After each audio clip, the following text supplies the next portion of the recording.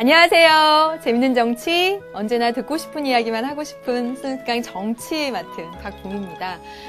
여러분 지난 시간부터 선거에 대한 문제 하고 있습니다. 이번 시간에도 역시 하게 되는데 지금 나오고 있는 음악은 윤정이가 소개해준 아이유의 레인드랍이라는 노래입니다. 역시 좋은 노래더라고요. 오늘 마침 비가 온다고 합니다. 네. 지난 시간에 선생님이 선거를 소개하면서 엑기스 말씀드리자면 선거는 기본적으로 여러분 특징, 제도, 왜 이거 공부했는데 시험 문제 안 나와요? 이렇게 말하거든요. 공부한 건 기본으로 밑바탕에 깔아놔야 될 거고 그 다음에 이제 시험 문제의 패턴을 여러분이 파악하셔야 되는데 지난 시간에 아주 가장 기본적인 패턴 소개해드린 겁니다. 뭐냐면 그래프 속에서 제도 파악하셔서 제도에 관련된 문제 하나, 그 문제는 꼭 맞추셔야 된다고 말씀드렸습니다. 그리고 그 표와 관련된 결과에 대한 분석 문제, 그건 정말 여러분 끊임없이 맞는지 틀린지 위에 찾아서 근거 찾아서 대입해보는 연습하셔야 된다고 했습니다. 그래서 그렇게 세트로 구성된 평가원 문제, 수능 문제 살펴봤습니다. 이번 시간에 볼 내용들 빈출 개념 먼저 살펴보도록 하겠습니다. 여러분 포인트라고 선생님이 자료에 썼고요. 1페이지 제일 앞에 나와 있는데 이번 시간에는 표나 그래프를 분석해서 하는 것이 아니라 지문을 분석해서, 다시 말하자면 길게 서술된 자료를 분석해서 제도 그리고 선거 결과 분석하는 그런 패턴의 문제를 살펴보도록 하겠습니다. 계속 꾸준히 출제가 되고 있고요. 그 다음에 또 하나는 선호투표제하고 결선투표제입니다. 네, 이 선호투표제와 결선투표제를 도입한 이유는 바로 대표성을 강화하기 위한 것인데 이 제도에 대해서도 먼저 설명드리고 문제 통해서 확인해 보도록 하겠습니다. 대표 결정 방식에 대한 것. 그 다음에 세 번째 볼게요. 의석률과 득표율을 비교하는 것. 지난 시간 말미에도 말씀드렸는데 의석률과 득표율을 비교하는 건 보기 나오면 그 위에 가서 찾아서 대입해 보라고 했고요. 이번 시간에 한 단계 더 나가서 득표율 대비 의석률이 과손대표인지 과대대표인지까지 이렇게 문제 통해서 살펴보도록 하겠습니다. 거의 대부분의 선거 문제를 이 패턴으로 다 건드렸다고 생각을 하시면 돼요.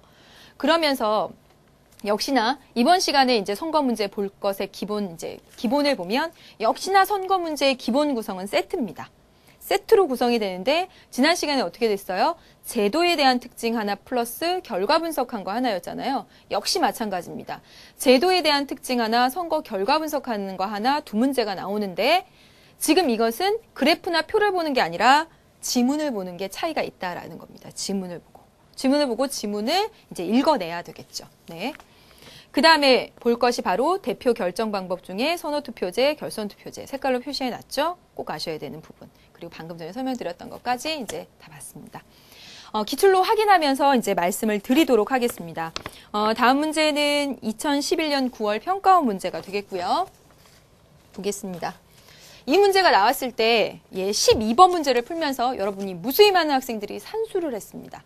근데 선생님이 이거 출제하신 분들 막 얘기도 해보고 그랬는데 절대로 정치에서 30분 안에 그 어마어마한 산수를 풀게 만들지 않습니다.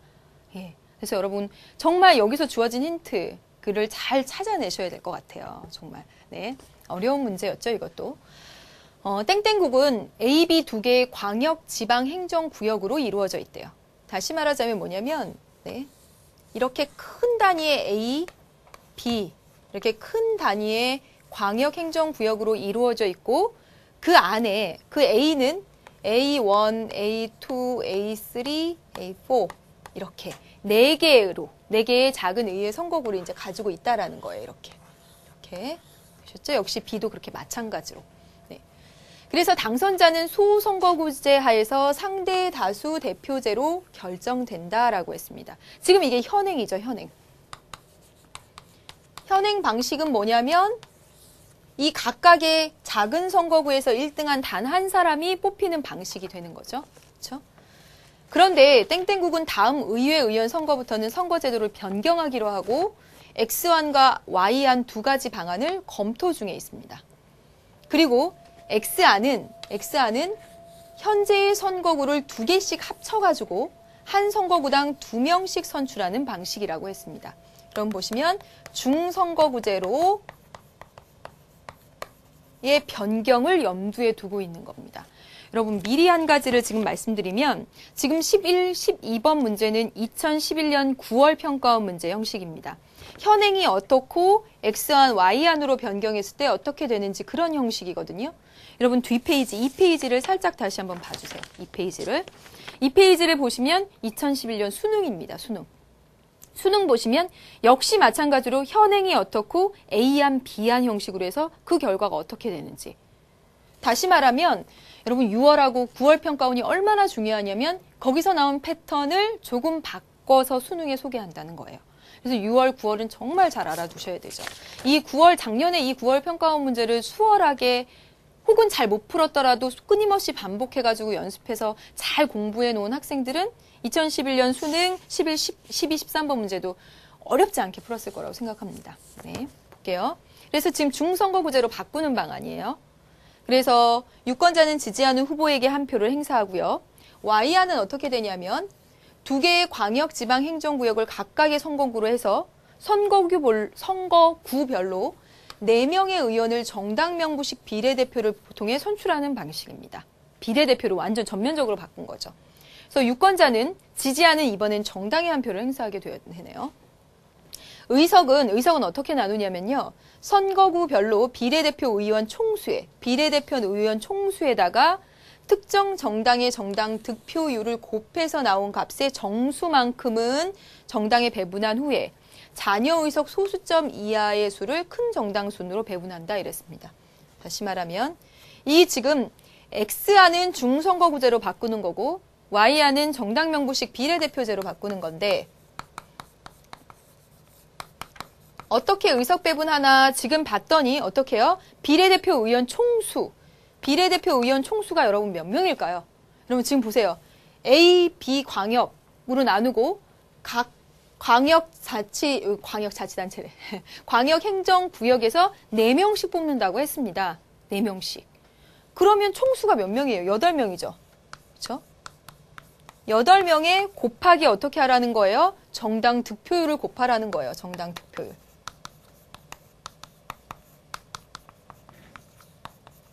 8명의 정당 득표율을 곱해서 그 나온 정수만큼 배분하고 소수만큼 큰 정당에 주겠다라는 이야기입니다.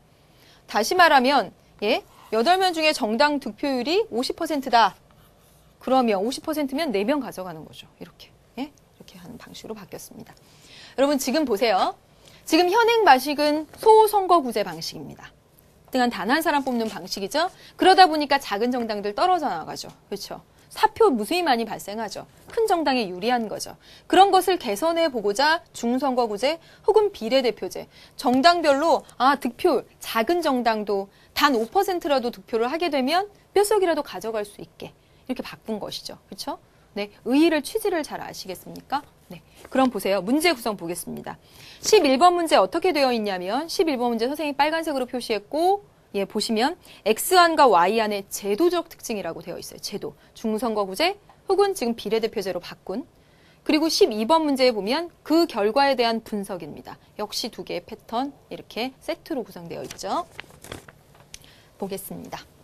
현행 선거구 제도하고 비교할 때 X안과 Y안의 제도적 특징입니다. 네, 해볼게요. 정답은 1번이죠. X안은 후보 난립의 가능성을 낮출 것이다. 자, 보세요, 여러분. 소선거구제에서는 1등한 단 한 사람을 대표로 뽑습니다. 그렇기 때문에 한 사람만 당선이 되기 때문에 후보가 많지 않아요. 맞죠? 그렇기 때문에 후보의 면면을 잘 볼 수 있다는 그런 장점이 있죠. 그렇지만 중선거구제에서는 2명, 지금 봤듯이 2명을 뽑으니까 그만큼 후보자가 더 늘어날 거 아니에요. 그렇죠? 후보 난립의 가능성을 낮추지는 않을 겁니다. 지금 여기 문제에 보면 정당은 한 명만 공천한다라는 그게 좀 애매하게 이렇게 나와 있긴 하지만 분명히 소선거구제일 때랑 중선거구제일 때랑 비교를 해보면 중선거구제일 때가 더 많은 수를 뽑으니까 여기가 후보가 더 많겠죠. 당연히. 네, 당연하죠. 그래서 정답은 1번이 되겠습니다. 2번부터 해볼게요. X안은 양당제보다 다당제 형성 가능성을 높이겠죠. 작은 정당도 등장하라고. 2등 해보라고. 그렇죠? 그다음에 Y안은 무소속 후보에게 불리하겠죠. Y안은 왜요? 정당별 득표율에 따라서 배분하니까. 그 다음에 4번에 보세요. Y안은 유권자와 대표 간의 친밀성을 약화시키겠죠. 왜요? 유권자가 대표한테 직접 뽑는 것이 아니라 정당한테만 뽑으니까. 그쵸? 그 다음에 X안과 Y안 모두 더 다양한 유권자의 의사를 반영하기 위해서 변경하는 거죠. 현행 제도로 하면 소선거구제 다수대표제 1등한 단 한 사람 큰 정당에게만 유리한 거. 지난 시간에 우리 가나 비교해서 소선거구제, 중선거구제로 변할 때 그런 거 보면서도 표통에서도 확인을 했었잖아요. 그렇죠? 그래서 이 X안, Y안으로 변경함으로써 더 작은 정당들도 등장해서 더 다양한 의사를 반영하기 위함이라고 볼 수가 있겠습니다. 그래서 정답은 1번이 되겠고 제도에 대한 건 무조건 맞추라라고 했습니다. 이제 두 번째 12번 문제 볼게요. 이제 이게 어려웠습니다. 이거 갖고 학생들이 막 산수를 했죠. 이제 무지막지하게 산수를 해댔습니다. 네. 일단은 선생님이 그 아래다가 표를 그려놨어요. 예, 여러분은 안 그리셔도 되고요. 저만 이제 그리겠습니다. 저만. 이렇게 하고, 네. 정당이 4개. 네. 현행. 그리고 X안, Y안, 갑, 을, 병, 정. 정당. 이렇게 되겠습니다. 네. 그리고 예, 여기다 이제 써 넣으시면 돼요. 선생님 표 그려놨어요. 자, 해볼게요. 지금 보면 이건 득표율이 나와 있습니다. 득표율입니다. 그리고 여기 보시면 선거구별로 유권자 수는 동일하며 작은 거 항상 읽어보시고 투표율은 100%라고 가정한다라고 했습니다. 해볼게요. 현행 방식은 어떻게 했냐면 한 선거구에서 1등한 단 한 사람이 되는 소선거구제 방식이었습니다. 네, 해볼까요? 여기서 1등한 단 한 사람 현행 요거, 그쵸? 여기. 여기서는 A3에서도 여기서는 네, 여기도 역시 갑. 그러네요. 계속. 그다음에 B1에서는 정. B2에서는 정. B3에서도 정. B4에서도 정. 이렇습니다. 지역주의로 쫙 나는 거네요. 그렇죠? 그래서 현행은 갑정당이 4석, 0석, 4석 이런 체제. 아, 이런 문제점이 있다라는 것을 알 수가 있는 거네요. 그쵸? 뭐예요? 큰 정당들만 유리하고 지역적으로 이렇게 딱 나눠서 하는 게 이게 현행 방식이구나. 그래서 이제 X안, Y안으로 변경해 보는 거죠. 그쵸? 네. X안은 하얀색으로 하겠습니다. 이제. X안은 어떻게 했냐면 2개씩 묶어서 1, 2등을 하라고 했습니다. 그쵸? 그래 놓고 여기 보시면 X안의 경우 A1, A2 묶고 A3, A4 묶고 이렇게 묶으라고 했네요. 그래서 이렇게 묶은 거죠. 이렇게. 네, 이렇게. 묶어서 보세요. 이렇게 보면 100%, 그렇죠?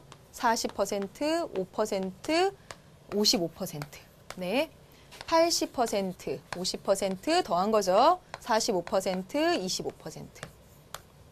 물론 평균이니까 50%가 되는 거죠. 2개를 더해서 나누기 2를 해야 되는 건데 그냥 이렇게 쓰셔도 되는 거잖아요. 나누기 2를 하면 다 똑같이 나누기 하니까 똑같은 거니까.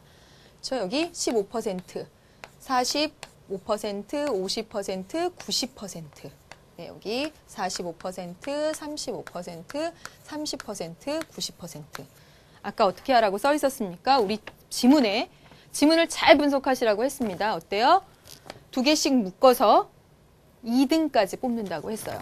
그럼 뽑아볼까요? 예, 갑정당에 1명, 그리고 2등한 거 정정당이네요. 그렇죠? 그 다음에 여기 볼까요? 여기 보면 역시 갑정당에 1명, 아 근데 2등은 이제 을정당이 했네요. 1등, 2등, 1등, 2등. 여기 비광역지방행정구역 한번 볼까요? 1등은 정정당이 했지만 2등은 병정당이 했네요. 여기서 1등은 정정당이 했지만 2등은 갑정당이 했네요. 그러면 전체적으로 보면 갑정당의 후보가 3명, 1명, 3명 이렇게 됐죠. 그래서 써보면 X안 하면 3명, 1명, 3명 이렇게 됨을 알 수가 있습니다. 그렇죠? 이게 중선거구제 방식으로 했을 때 아, 작은 정당들도 등장할 수 있구나라는 거를 제도적으로 볼 수가 있죠. 이제 이 Y안이 문제였습니다. Y안을 다 계산하는 그런 우를 범하면 절대로 안 되죠. 그렇죠? Y안은 어떻게 하라고 아까 했었냐면 여러분 보세요. 8명에다가 정당 득표율이었습니다. 율을 하는 것이 Y안이었죠. Y안 아까 쓰셨던 거 기억나시죠? Y안 다시 한번 읽어볼게요. Y안 선생님이 나눠서 봤습니다. 지문에 보면 의석은 선거구 비례대표 의원 총수에 비례대표 의원 모두 몇 명이에요? 이제 이 의원을 다 비례대표로 한다니까 8명이자 8명에다가 정당 득표율을 하는 거였어요. 그럼 여러분 보세요. 지금 이게 득표율 퍼센트로 나와 있습니다. 그쵸? 그러면 각 정당 후보의 득표율을 여기를 다 합치면 이게 득표율 총합이죠. 총합을 해놓고 나누기 8을 하면 되는 거지. 그쵸? 그게 각 정당의 득표율이죠. 맞아요? 이거 다 더하고 나누기 8 하면 되는 거죠. 그쵸? 예? 다시 여기 써볼게요. 이 정당 득표율은 어떻게 하는 거냐면 득표율 총합을 해서 모두 8개 선거구니까 나누기 8을 하면 평균 정당 득표율이 나오는 거잖아요. 그쵸? 네? 근데 여러분 이거 잘 보세요. 네? 이렇게 써볼게요. 이거랑 이거랑 같은 거지? 자, 보세요. 이렇게 약분되어 버리죠. 다시 말하면 Y하는 뭐냐면 득표율 총합을 퍼센트로 생각해서 하면 된다는 거예요. 득표율 총합 한번 써볼까? 빨간색으로 쓸게요. 100, 180, 15, 45 더하면 갑정당 240입니다. 이게 득표율 총합입니다. 여기는요. 다 더하면 선생님이 써볼게요. 170입니다. 병은 130, 여기 다 더해보세요. 130, 여기는 260입니다. 네. 다시 말하면 뭐냐면 이 240이 득표율 총합이죠. 그쵸? 갑정당의 득표율은 240 나누기 8개니까 평균을 해야 되니까 8개 나눠서 해야 되는 게 갑정당의 정당 득표율이죠. 그런데 보면 8명 지워져 버린다는 거예요. 그러니까 갑정당은 240 그냥 네. 여기 170, 여기 130, 여기 260 이렇게 된다는 거죠. 그렇죠?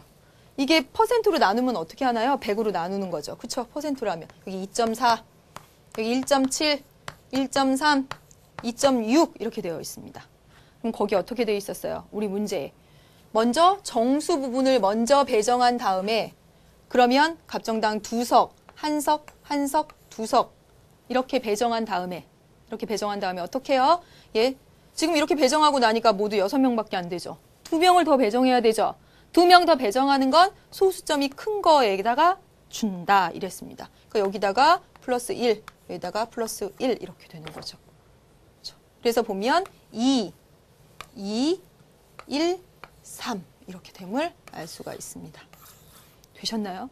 이 문제를 산수처럼 갖다가 다 풀면 정말 안 됩니다, 여러분. 다시 한번 말씀드리지만 Y안은 어떻게 풀었냐? 의원 총수 8명입니다. 의원 총수 8명. 다시 쓸게요. 의원 총수 곱하기 정당 득표율입니다. 정당 득표율을 어떻게 해요? 전체 득표 합, 득표율 합. 나누기 8개 걸 다 합쳤으니까 8개 나눠야지. 그래야 정당 득표율 나오죠. 짠, 지워져 버린다고. 그러니까 득표율 합 가져다가 100분위로 생각해서 2.4, 1.7, 1.3, 2.6 딱 해버리면 다 나오는 것이었어요. 정말 그렇게 오랜 시간이 걸리는 문제가 아니었습니다. 그러면 문제 풀어보도록 할까요? 네, 이거 놓고 할게요. 갑의 경우 Y안보다 X안이 유리하다. 갑의 경우 Y안보다 X안이 낫죠. 2개보다 3개니까 낫네요. 그 다음에 을과 병의 경우 X안보다 Y안이 유리하다. 을과 병의 경우 X안보다 Y안이 유리하다. 병은 안 그런데요? 똑같은데요? 병한테는 유리하지 않잖아. 을에게만 유리하잖아. 그러니까 아니죠. 그 다음에 정의 경우 X안과 Y안의 의석 차이가 없죠. 맞고요. X안, Y안 모두 특정 정당의 지역 독점 현상을 완화시키고 있죠. 그렇죠. 그래서 정답은 기억, 디귿, 리을하고 고르시면 되겠습니다. 네, 어려웠나요? 네. 정말 친절히 설명해 드렸습니다. 이 형식이 2011년 9월에 탁 선을 보이고 2011년 수능에 정말 같은 형식으로 출제가 되었습니다. 볼게요. 네, 보겠습니다, 여러분. 지문 속에서 분석해내는 겁니다. 해볼게요, 여러분. 정말 유사한 패턴입니다. 여기 의원 정수는 7명입니다. 7개 선거구에서 상대 다수대표제로 선출한대요. 소선거구제, 다수대표제 방식, 1등한 단 한 사람 뽑는 아까 현행하고 똑같죠. 아까 현행하고 마찬가지입니다. 네. 그러나 다음 선거구에서 상대 다수대표제로 선출하고 있대. 그러나 다음 선거구에서는 상대 다수대표제로 선출하고 있다. 아니죠. 그러나 이거 지워야 되겠다. 이거 잘못했네요, 여러분. 네. 그러나 여기 다 지워야 되겠네요. 잘못했네요. 그러나 다음 선거에서부터는 현재의 선거구는 유지하되 당선자 결정 방식을 변경하기로 하고 A형과 B형 두 가지 개선안을 논의했대요. 아까 X, Y형이었죠? 그렇죠? A형, B형 모두 당선의 최소 요건으로 유효 득표율 40% 플러스 1표를 얻으면 당선자가 되는 걸로. 이게 이제 제한을 두고요. 이제 A형은 보니까 1차 투표에서 이 조건을 충족시킨 후보가 40 플러스 1표, 40% 플러스 1표를 충족시킨 후보가 한 명일 경우에는 그가 당선자고, 두 명일 경우에는 그 중에서 더 많이 얻은 애를 당선자로 확정하는 거예요. 그런데 1차 투표에서 당선자가 결정되지 않으면 다시 말하면 40% 넘는 애가 없어. 40% 플러스 1이 된 애가 없어. 그랬을 때는 1, 2위 후보 간의 결선 투표를 하게 된대요. 복잡하죠? 네. 근데 이제 B형은 더 복잡합니다. 여러분 보세요. 1차 투표에서 2위 득표율과 전체 유효 득표율 50% 차이의 절대값이 여기까지 딱 끊었습니다. 네. 그럼 이거 보세요. 2위 득표율과 50% 차이의 절대값. 이거죠? 절대값이 1위 득표율과 전체 유효 득표율 50% 차이의 절대값을 2배 한 것보다 이게 커야 된대. 예? 2배. 1위 빼기 50%. 이렇게 충족돼야지만 당선자로 결정한다는 조건이 붙었대요. 네, 이 두 가지 조건을 충족하지 못하면 1, 2위 후보 간에 또 역시 결선 투표를 한대요. 네. 여기서는 한 표라도 더 얻은 사람이 대표가 되었던 것인데 여기서는 어때요? 대표성 확보를 위해서 결선 투표제를 하고 그 가운데서 이렇게 조금 복잡한 것들이 들어가 있습니다. 근데 이렇게만 표시해 놓으면 역시나 풀 수 있는 문제고요. 한번 이제 문제를 풀어보도록 할게요, 여러분. 역시나 12번 문제는 제도에 관한 일반적인 특징이 나오고요. 그 다음에 13번 문제는 결과 분석, 아까와 정말 유사한 패턴입니다. 네, 보겠습니다. AB 선거제도의 일반적인 특징에 대해서 일반적인 특징, 제도의 특징입니다. 현행은 소선거구제, 다수대표제 1등한 단 한 사람만 되는 방식이고 한 표라도 더 얻으면 AB형은 조건을 가진 가운데 결선 투표를 하는 방식이었죠. 네, 보겠습니다. 1번, 현행 제도에서는 사표 가능성이 무지하게 많죠. 1등한 단 한 사람 빼놓고 나머지 다 사표 되니까. 아니죠. AB형 모두 현행 선거 제도보다 선거 관리 비용이 너무 높겠죠. 왜요? 결선 투표하니까. 결선 투표하면 좋은 점은 여러분 앞에서도 말씀드렸지만 대표성이 강화된다는 좋은 점이 있지만 어때요? 또 한 번 더 투표해야 되니까 선거 비용이 많이 들죠. 그 다음에 3번 보겠습니다. AB형 모두 현행 제도보다 정당 간 연합의 가능성이 높습니다. 3번이 정답입니다. 자, 보세요. 1, 2, 3, 4번 후보가 나왔는데 1, 2위 투표를 갖고 결선 투표를 해. 그러면 3번 후보가 난 얘 지지할 거야. 나는 얘 지지할래. 5번 후보가 나는 얘 지지할 거야. 이렇게 정당 간 연합 현상이 나타나죠. 결선 투표를 하기 때문에. 정답은 3번이 되겠습니다. A, B형 모두 정당별 전체 득표율과 의석 점유율 간의 격차가 거의 없을 것이다. 그렇지는 않죠. 이제 축소시키려고 득표율과 의석률 간의 격차를 축소시키려고 제도를 도입했지만 어떻게 이렇게 거의 없는 제도가 있겠습니까? 그건 말도 안 되고. 그다음에 현행 제도가 A형보다 당선자의 대표성이 강화될까요? 결선 투표제가 대표성 강화에 기여한다라고 초기에 말씀을 드렸죠. 네? 국민의 더 많은 의사를 반영하기 위해서 결선 투표제까지 하는 거니까 역시 아니죠. 정답 3번 되겠습니다. 제도의 특징. 이제 어려웠던 것이 바로 이거죠. 아까와 형식 패턴이 아주 유사합니다. 그렇죠? 그럼 보세요. 아까처럼 선생님 표 그려놨습니다. 여기다가 해볼게요. 또 이렇게 현행, 현재, 그 다음에 이번에는 A형, B형이죠. A형, B형 이렇게 되어 있고요. 그 다음에 갑을 병정 역시 똑같습니다. 갑을 병정 네, 이렇게 되어 있습니다. 네, 해볼게요. 현행부터 해보도록 하겠습니다. 여러분 현행은 어떻게 됐어요? 상대 다수대표제라고 했습니다. 1등한 단 한 사람이 대표가 되는 그 형식이 되는 거죠. 해볼게요. 1선거구에서 갑, 그쵸? 2선거구에서 얘가 두 표, 2% 더 많네. 득표율을. 네. 여기 보시면은 여기요. 네. 여기는요. 병. 그다음에 5선거구에서는요. 병. 그다음에 6선거구에서도 병, 7선거구에서는 갑. 네. 역시 상대 다수 대표제를 하니까 소선거구제 1등한 단 한 사람만이 대표가 되는 방식을 하다 보니까 어떠냐면 큰 정당들에게만 유리해요. 갑정당, 병정당, 나머지 정당들은 영석이네요. 네, 이렇게 됐죠. 이제 지워보겠습니다. 이런 문제가 있으니까 이제 어떻게 바꾼 거예요?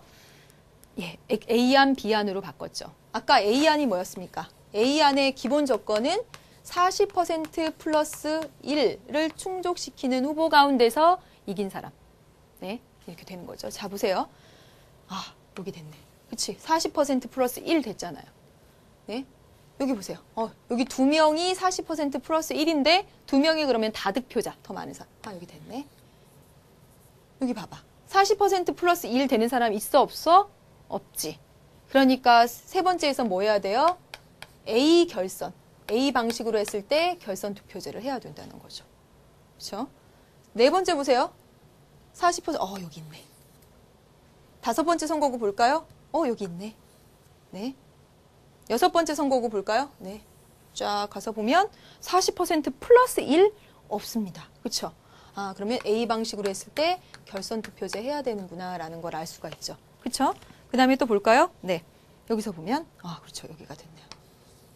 40% 플러스 1. 네, 됐죠. 그래서, 결선 투표제를 두 군데서 하고, 이 방식으로 했더니, 결선 투표제 두 곳에서 하는데, 그 두 곳이 어디냐면, 3선거구하고 6선거구에서 결선 투표제를 두 곳에서 하는 것을 알 수가 있는데요. 그리고 당선이 확정된 거는 갑정당이 몇 명? 3명. 병정당이 2명이죠. 그렇죠? 네, 이렇게 되네요. 되셨죠? 이제 B안입니다. B안. 이걸 지우겠습니다, 여러분. B안으로 해볼게요. B안은 어떻게 됐었냐면 40% 플러스 1을 하는 가운데서 어떻게 됐었냐면 아까 했던 거 기억나시죠? 2위 득표율에서 50%를 뺀 것의 절대값이, 이게 절대값 표시죠, 이게. 절대값이 1위에서 50%를 뺀 것의 2배 한 것보다 커야지 당선자가 된다라고 했습니다. 해볼게요, 여러분. 네, 여기 해보겠습니다. 일단은 40% 플러스 1이 충족한 가운데서 여기는 보세요. 52%. 이건 과반이 넘어버렸잖아. 그쵸? 과반이 넘어버렸으니까 당연히 여기 당선자입니다. 제일 아랫줄에 여러분 보시면 50% 플러스 1표 이상을 득표하면 그는 당선자로 확정한다라고 되어 있습니다. 얘는 그냥 당선자야. 그 다음에 두 번째 볼게요. 두 번째 보면 2명이 40% 넘었네. 그럼 보세요. 얘가 2위죠. 2위 46이네요. 여기다 이제 쓰면서 해보겠습니다. 예, 2위 46 빼기 50. 그쵸? 그 다음에 2 곱하기 1이 얼마인가요? 48이죠. 48 빼기 50. 이렇게 계산하는 거죠. 해보세요. 이거 하면 4죠? 그쵸? 이거 하면 2는 4네요. 이거 커야 된다 그랬는데 커야 된다는 거 충족 못 시켰네요. 그쵸? 그래서 여기 B형으로 했을 때 결선 해야 됩니다. 또 해볼까요? 여기 보세요. 여기는 아예 40% 넘는 사람 없으니까 여기도 B형 결선 해야 되고, 여기 보세요. 여기 있네요. 그쵸? 그리고 2등한 후보 여기 있네요. 그쵸? 또 해볼까요? 네. 또 해볼게요. 37에서 50을 빼고 2개 곱하기 45에서 50을 뺍니다. 그쵸? 이거 계산하면 얼마? 13. 이거 계산하면 5, 10. 와, 이게 더 크네? 그쵸? 당선자 확정. 여긴 당선자 여기. 됐죠? 여기도 한번 해볼까요? 여기 한 명, 두 번째 한 사람이 여기네요. 그쵸? 또 해보겠습니다. 친절하게 하겠습니다. 2위 33이죠? 33 하면 여기 17. 그쵸? 1위 42죠? 그러면 8. 그쵸? 8이 16. 와, 여기가 더 크네? 당선자 확정. 네, 여기. 당선자 됐습니다. 그 다음에 해볼게요. 40% 넘는 사람 없습니다. 그러니까 여기도 B형 결선. 그 다음에 여기 1등. 2등 볼까요? 여기 2등이네요. 그쵸? 한번 해볼까요? 그러면 33이니까 여기 17. 41 하게 되면 9니까 여기가 18. 여기가 더 크다 충족을 못 시켰죠. 그쵸? 네, 여기도 B형 결선. 그렇죠. 그럼 보겠습니다. 갑정당은 1개. 그렇죠? 그 다음에 을 얻고 병정당 2개. 그렇죠? 결선은 몇 곳에서? 4곳에서. 어디? 2, 3, 6, 7, 4곳에서 하는 것을 알 수가 있습니다. 어렵나요? 네.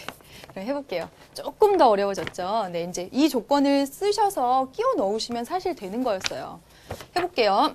문제 풀어보겠습니다. 기억.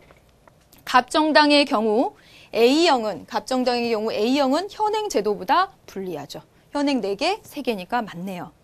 그 다음에 니은.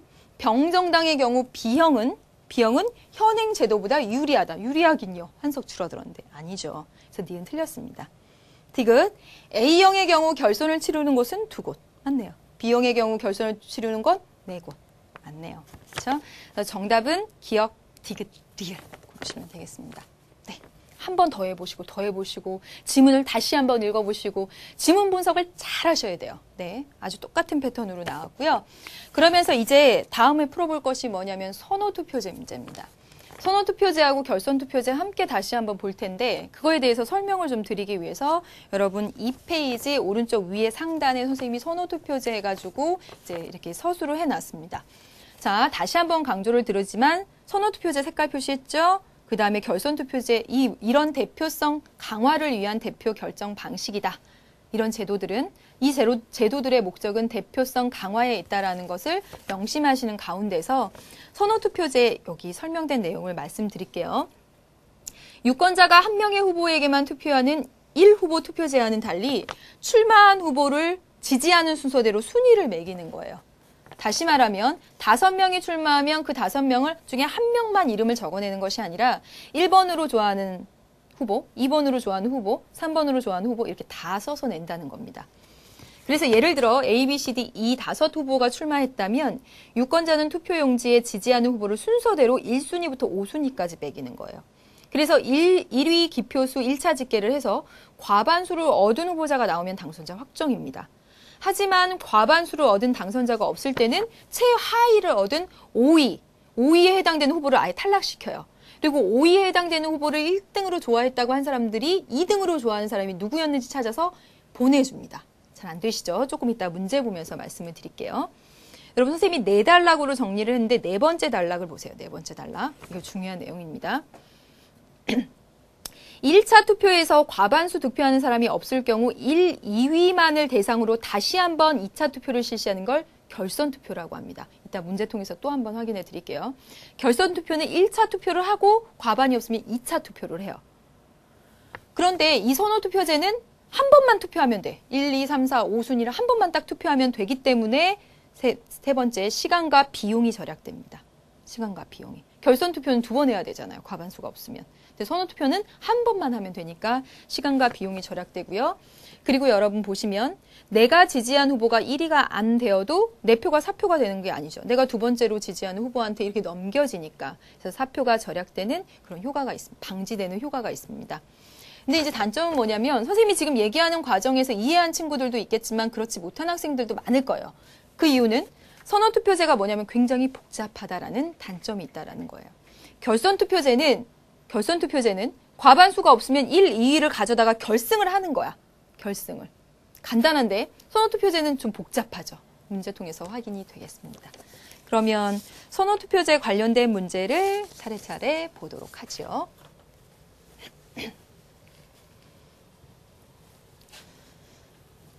여기에 함정이 하나 있었죠. 이게 함정이. 자, 보겠습니다.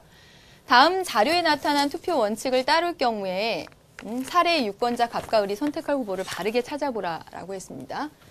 투표 원칙은 뭐냐면 자신이 선호에 따라 후보들의 순위를 정해서 투표하는 거예요. 한 사람만 뽑는 게 아니라 나 1순위 현빈, 2순위 정우성, 3순위 소지섭 이렇게 정해서 쓴다는 거예요. 다 나온 후보들. 7명 나왔으면 7명의 순서를 이렇게 다 정해 쓴다는 거예요.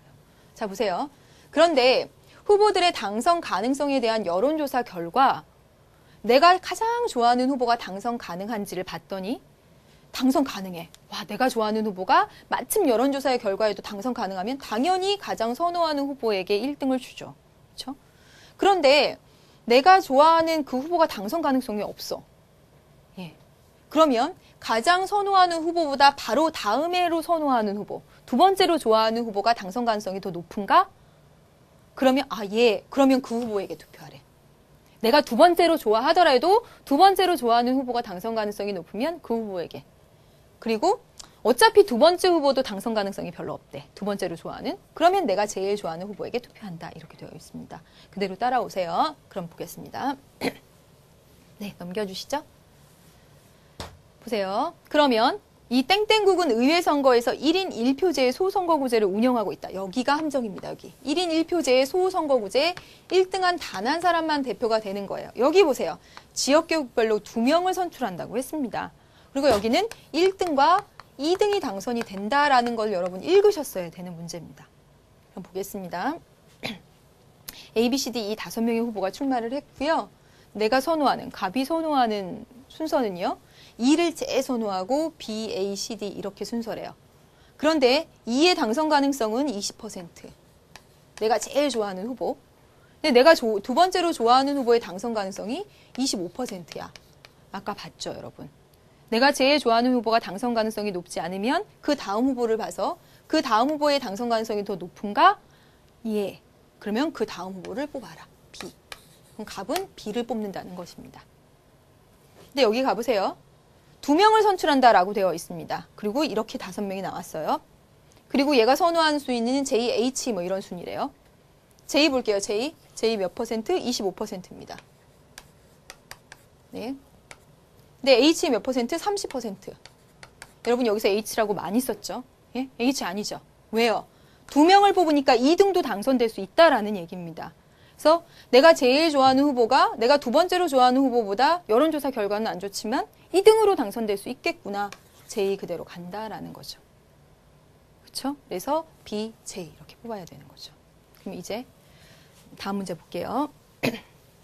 드디어 이제 선호투표제와 결선투표제가 나왔습니다.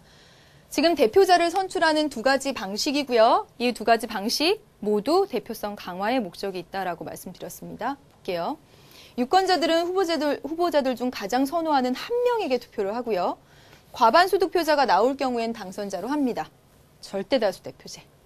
그런데 과반수 득표자가 없을 경우에는요. 상위 2명, 1, 2위를 데려다가 결승전을 치릅니다. 네, 2차 투표를 실시한다라고 했네요. 이게 바로 결선투표입니다. 결선투표는 50% 과반수 지지자가 나올 때까지 하기 때문에 대표성을 강화하는 것에 좋지만 투표를 한 번 하고 두 번 하니까 시간과 비용이 많이 드는 그런 단점이 있죠. 그래서 이 나 방식은 투표를 한 번밖에 안 합니다. 그러니까 시간과 비용은 절약되는데 굉장히 복잡해요. 네, 보세요. 이게 바로 선호투표인데 유권자들은 투표 용지에 모든 후보자들에게 대한 선호 순서를 표기합니다. 투표가 끝난 후에 유권자는 1선호 투표만을 집계해서 과반수 득표자가 나올 경우 당선자로 결정합니다. 과반수가 6건이 되네요. 그쵸? 절대다수 대표제입니다. 절대다수 대표제. 한 표라도 더 많이 얻은 사람이 대표자가 되는 것이 아니라 과반수 이상을 낸 대표성 강화. 그렇죠? 그런데 만약에 과반수 득표자가 없을 경우에 1순위로 좋다고 한 사람이 과반수가 안 넘을 경우에 제일 꼴등한 사람을 1차 탈락시킵니다. 그리고 그 최소 득표자에게 1선호 투표를 한 유권자의 표는 해당 유권자의 2선호 후보자에게 더해집니다. 조금 이따 문제 보면서 볼게요. 이거. 이후 표를 재집계하며 과반수 득표자가 나오면 당선자로 결정되고 과반수 득표자가 없으면 다시 또 그 밑에를 또 탈락시켜요. 2차 탈락시켜. 그리고 또 다시 넘겨주고 해서 최종 당선자가 된다는 이야기입니다. 여러분 선생님이 지금 문제통에서 당선자 결정하는 것을 보여드리고 다시 한번 여기 읽어보세요. 그럼 이해가 될 거예요. 이게 바로 선호투표제입니다. 선호투표제는 투표를 한 번밖에 안 하기 때문에 한 번에 그냥 1, 2, 3, 4, 5등 내가 좋아하는 순서를 한 번에 딱 쓰기 때문에 시간과 비용은 절약되지만 결정 방식이 정말 복잡한 단점이 있다라고 말씀드렸죠. 네, 이제 문제 보겠습니다.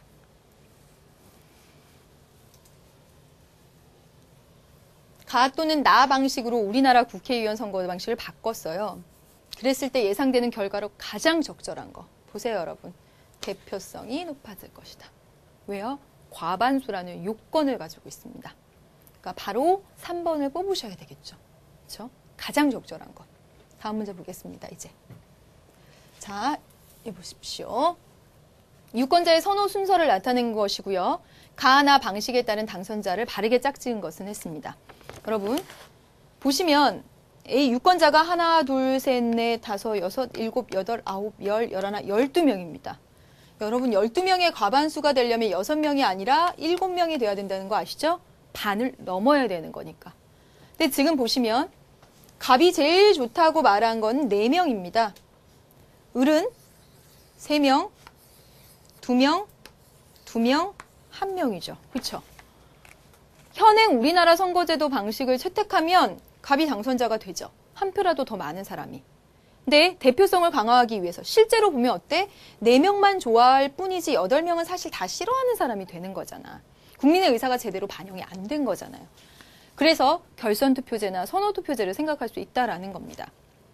그래서 결선투표제는 아까 어떻게 봤어요? 결선투표제는 가장 상위의 2명을 가지고 과반수가 없으니까 가장 상위 갑과 을이죠. 그렇죠? 갑과 을을 가지고 가장 상위 2사람을 가지고 다시 한번 2차 투표를 하는 거죠. 그렇죠? 다시 한번 2차 투표를 하는 것입니다. 네. 이게 가 방식이죠. 해볼게요.